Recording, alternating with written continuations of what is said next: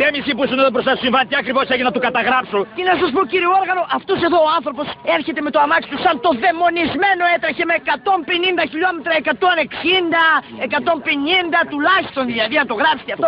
Εκεί από τη στροφή χτυπάει στο δέντρο, χάνει τον έλεγχο του αυτοκινήτου.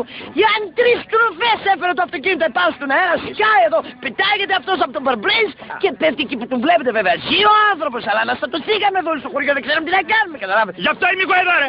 Πάτε στα κουθί, σας αφήνω εγώ να στατωθείτε, τραβήξτε πίσω. Να πείτε ότι βοήθησα. Ναι, τραβάω γραμμή και γράφω το συμβάν. Έχουμε ένα τραυματία ολοκληρωτικά μέσα στο χαντάκι πιταμένο. 2 αναλυτικά. Πουδάρ δεξί στο χαντάκι. 3. Πουδάρ αριστερό στο χαντάκι. Ωραία. 4. Σε σκάσει και εκείνους καταγράψει συμβάν.